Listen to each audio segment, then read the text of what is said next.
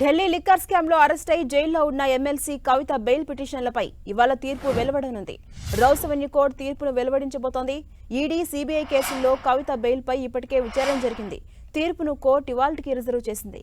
Trial కోర్టులో కవితకు bail రాకపోతే హైకోర్టుకెళ్లే అవకాశం ఉంది. మరోవైపు రేపటితో కవిత జ్యుడిషియల్ కస్టడీ కూడా ముగియబోతోంది. ఎమ్మెల్సీ కవిత, ఈడీ, సీబీఐ రెండు కేసుల్లోనూ బెయిల్ పిటిషన్లపై తీర్పు ఇవాళ రాబోతుంది. అయితే రెండు కేసుల్లో కవిత బెయిల్ను దర్యాప్తు సంస్థలు వ్యతిరేకించాయి. లిక్కర్ పాలసీ కేసులో కవిత కింగ్ పిన్ గా పేర్కొన్నాయి. కవితకు బెయిల్ వస్తే కేసు దర్యాప్తు ప్రభావితం చేస్తారని, కేసు దర్యాప్తు కీలక దశలో ఉందని, ఇప్పుడు bail ఇవ్వొద్దని వాదించాయి.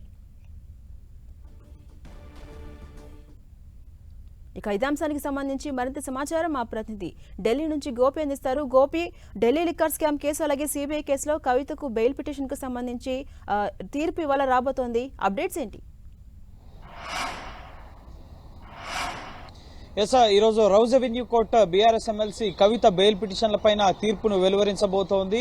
Delhi liquor policy money laundering కేసులో మార్చి 15న, అలాగే ఢిల్లీ లిక్కర్ పాలసీ అవినీతి కేసులో సిబిఐ కేసులో ఏప్రిల్ 11వ తేదీన కవిత అరెస్ట్ అయ్యారు. ఈ రెండు కేసుల్లో కూడా ప్రస్తుతం తీహార్ జైల్లో ఉన్నారు, జ్యుడిషియల్ కస్టడీలో భాగంగా. అయితే ఈ రెండు కేసుల నుంచి కూడా తనకు బెయిల్ ఇవ్వాలని చెప్పి ఈడీ, సీబీఐ కేసుల నుంచి బెయిల్ ఇవ్వాలని రౌజ్ అవెన్యూ కోర్టు ట్రయల్ కోర్టును ఆశ్రయించారు. సుదీర్ఘ వాదనలు వినిపించారు కవిత తరపు న్యాయవాదులు. ఈ కేసుతో కవితకు సంబంధం లేదని, ఎటువంటి ఆధారాలు, సాక్ష్యాలు కూడా లేవు, కేవలం నిందితులు ఇచ్చిన వాంగ్మూల ఆధారంగానే కవితను అరెస్ట్ చేశారు.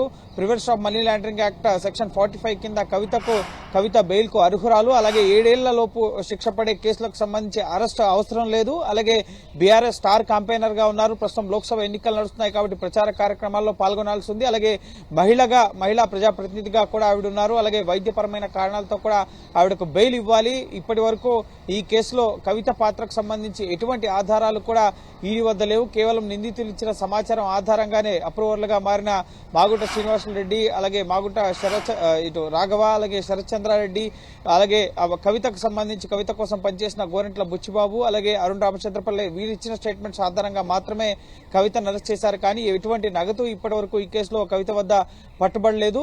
సో ఈ కేసుకి కవితకు ఎటువంటి సంబంధం లేదు. కవితను విడుదల చేయాల్సిందిగా కవిత తరపు న్యాయవాదులు వాదనలు వినిపించారు. అయితే కవిత ఈ కేసులో కింగ్ పిన్ గా ఉన్నారు. కవితకు వ్యతిరేకంగా తమ వద్ద అన్ని ఆధారాలు ఉన్నాయి. మొబైల్ చాట్స్ కానీ, అలాగే వాళ్ళ కాల్ కన్వర్సేషన్ కి సంబంధించిన ఆధారాలు, అలాగే ఎవిడెన్స్ ని డిస్ట్రాయ్ చేశారు అన్న ఆధారాలు, వీటన్నిటికి సంబంధించి కూడా కోర్టుకి దర్యాప్తు సంస్థలు సబ్మిట్ చేస్తూ ఈ కేసులో కవిత బెయిల్ పై బయటకు వెళ్తే కనుక కేసు దర్యాప్తుపై ప్రభావం పడుతుంది. అలాగే సాక్షులను, ఆధారాలను కూడా ప్రభావితం చేస్తారు, తారుమారు చేసే అవకాశం ఉంది. గతంలో డిజిటల్ ఎవిడెన్సెస్, మొబైల్ డేటాను అరెస్ట్ చేశారు, అలాగే సాక్షులను బెదిరించారు అన్న అంశాలను కూడా కోర్టు దృష్టికి దర్యాప్తు సంస్థలు తీసుకెళ్లడం జరిగింది. అలాగే కవితకు బెయిల్ ఇవ్వొద్దని చెప్పి బెయిల్ ని వ్యతిరేకించడం జరిగింది. సో ఈ రోజు ఈ రెండు పక్షాల వాదనలపైన కూడా తీర్పు ఏ విధంగా ఉండబోతుందన్న ఉత్కంఠ నెలకొంది. ఒక పక్క బెయిల్ ఇవ్వాలి అని చెప్పి కవిత తరపు న్యాయవాదులు వాదనలు వినిపించారు. బెయిల్ ఇవ్వొద్దు అనడానికి గల కారణాలు ఏంటి, తమ వద్ద ఎటువంటి ఆధారాలు ఉన్నాయి, కేసు దర్యాప్తు కీలక దశలో ఉంది, ఇంకా అనేక డిజిటల్ ఎవిడెన్సెస్ ని పరిశీలిస్తున్నాం, అనేక మంది విట్నెస్ ను కూడా ప్రశ్నిస్తున్నాం అని చెప్పి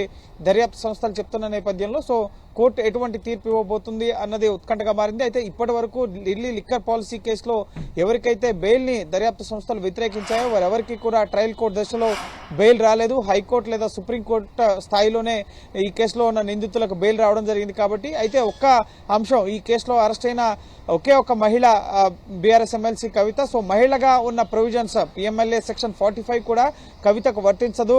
ముఖ్యంగా వృద్ధులు, అలాగే వికలాంగులైన వారికి మాత్రమే ఈ సెక్షన్ 45 వర్తిస్తుంది. సో ఆ కోవకు కూడా కవితకు చెందరు కాబట్టి కవితకు బెయిల్ ఇవ్వాల్సిన అవసరం లేదని చెప్పి ఎన్ఫోర్స్మెంట్ డైరెక్టరేట్ వాదనలు వినిపించడం జరిగింది.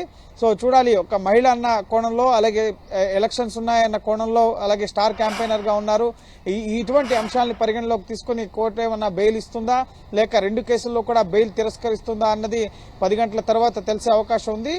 రౌజ్ అవెన్యూ కోర్టు ప్రత్యేక కోర్టు జడ్జ్ కావేరి బవేజా ఈ Delhi liquor policy, CBI, ED ఈ రెండు కేసుల్లో కవిత బెయిల్ పిటిషన్లపైన తీర్పుని వెలువరించబోతున్నారు. ఒకవేళ కవితకు కనుక ఈ Delhi liquor policy money laundering కేసులో, అలాగే సిబిఐ కేసులో బెయిల్ నిరాకరించినట్లయితే కనుక కవిత తరపు న్యాయవాదులు నెక్స్ట్ హైకోర్టు, సుప్రీంకోర్టుని ఆశ్రయించే యోచనలో కూడా ఉన్నారు. ఒకవేళ బెయిల్ ఇస్తే దర్యాప్తు సంస్థ కూడా పైకోర్టును ఆశ్రయించే అవకాశం కనిపిస్తోంది. సో ఇప్పుడు ఈ కేసు దర్యాప్తు కేజ్రీవాల్ అరెస్ట్ తర్వాత అనేక కోణాల్లో ఈ కేసుకు సంబంధించిన ఇన్వెస్టిగేషన్ జరుగుతోంది. గోవా ఎలక్షన్స్ కి సంబంధించిన డబ్బును సమకూర్చడంలో, అలాగే సౌత్ గ్రూప్ నుంచి వచ్చిన 100 కోట్ల ముడుపుల్ని సమకూర్చడంలో కూడా కవిత కీలక పాత్ర పోషించారు, కింగ్ పిన్ గా ఉన్నారు అన్న అంశాలని దర్యాప్తు సంస్థలు అయితే కోర్టు ముందు ఎస్టాబ్లిష్ చేయడం జరిగింది. ఇప్పటికే ఇంట్రిమ్ బెయిల్ కూడా కోర్టు తిరస్కరించింది కాబట్టి రెగ్యులర్ బెయిల్ విషయంలో ఎటువంటి ఉత్తర్వులు రాబోతున్నాయనేది మరి కాసేపట్లో తెలియబోతోంది.